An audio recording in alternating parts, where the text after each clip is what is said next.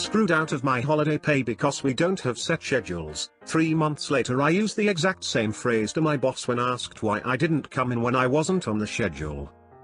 The title probably doesn't make too much sense, but it will after reading, hopefully. I'm on mobile, so formatting.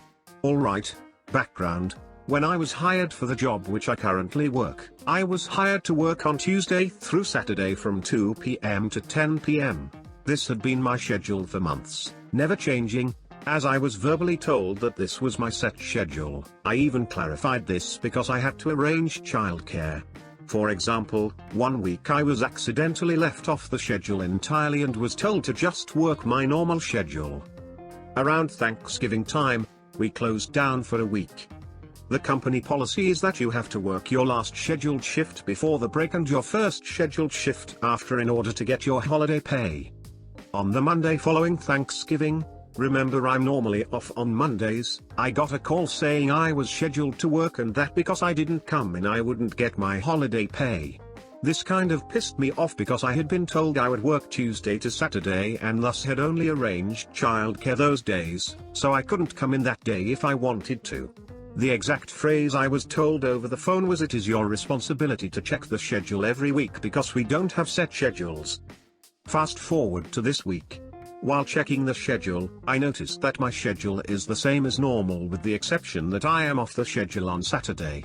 So, I decide to not look a gift horse in the mouth and just take the 3-day weekend and don't mention to my boss that she left me off.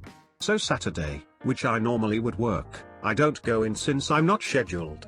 I got a call from work and didn't answer. No voicemail left. Then I receive a text from my boss saying that my schedule never changes and it will be a no call, no show on my attendance record for not coming into work. I replied that I am not on the schedule and so I'm not required to come in, as it is my responsibility to check the schedule every week because we don't have set schedules. I received no further reply and am looking forward to seeing how work goes on Tuesday. Edit 1. Forgot to mention this, but I took a picture of the schedule to make sure that I can prove I was off on the schedule in case my boss tries to write me up. And in case you don't feel like looking through all the comments, I do have a new job lined up and am just waiting for my start date before I quit this one. Badmouth me and assume I don't speak the language? I'll kill you with kindness. Obligatory. I'm on mobile, sorry for the formatting. I am a light-skinned Latin American and I lived in Korea for a couple of years during university and grad school, as my major was Korean interpretation and translation. During my time in Korea I was lucky enough to attend music shows from time to time.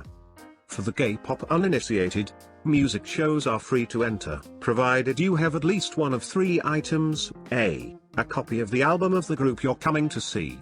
B, proof of purchase of the album digitally on one of the approved music vendors in Korea, or C, the official light stick from the most recent concert. Priority entry was always given to official fan club members who had all 3, then fan club members who had 2 of the 3, and then fan club members who had 1.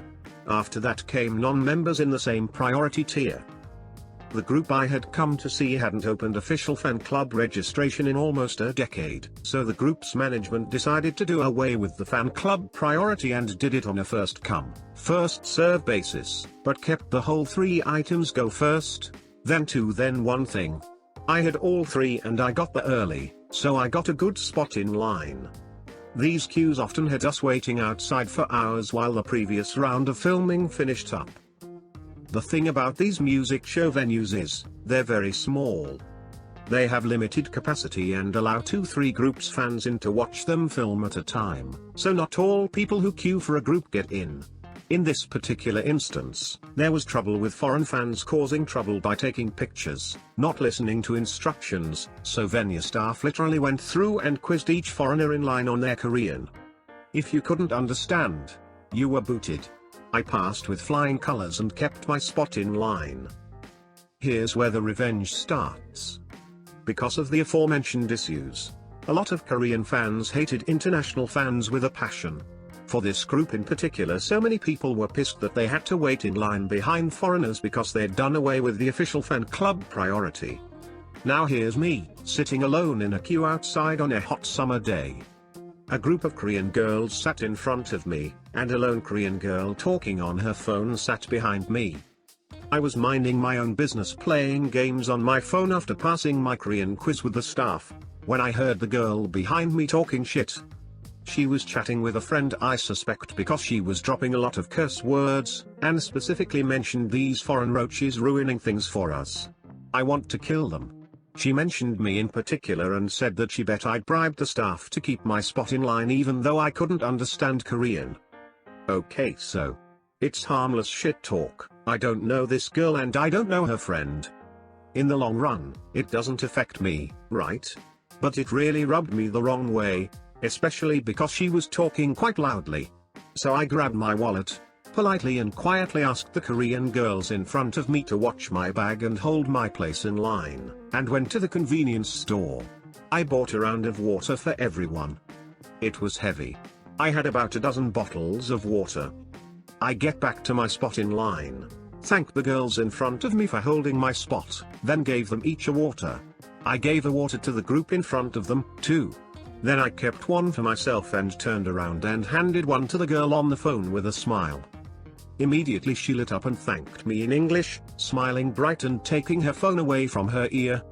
As I hand her water, I say in perfect Korean and still smiling, the next time you loudly shit talk the foreigners, make sure they can't actually understand you.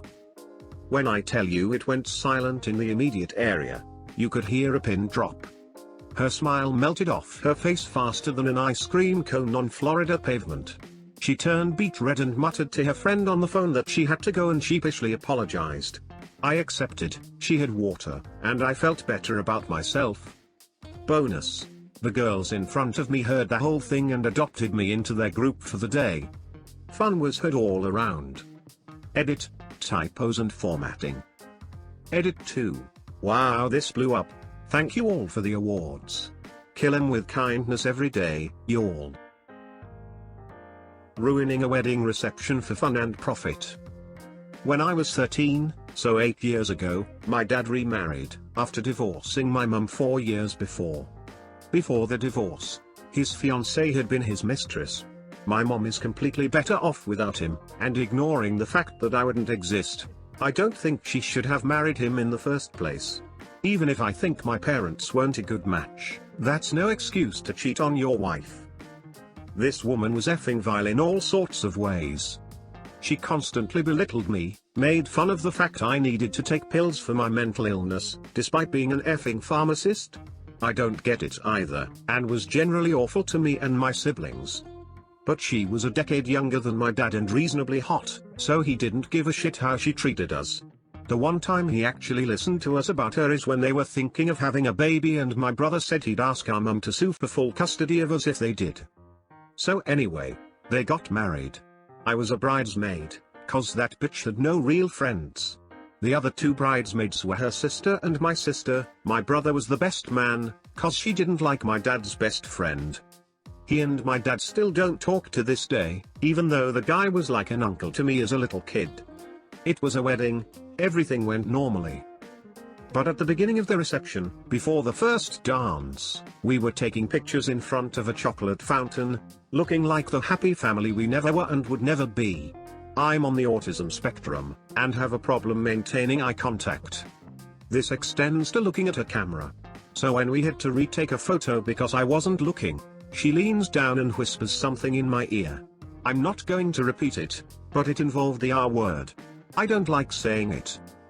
Anyway, I kind of snapped, and decided she was gonna pay for this. No one noticed, or at least no one called me out, when I started slowly moving the chocolate fountain towards the edge of the table. When it got to the edge, it makes contact with the back of that pure white wedding dress and slowly drips down. By the time she notices, it looks like she's shit herself. But for all anyone else knows, this was an accident.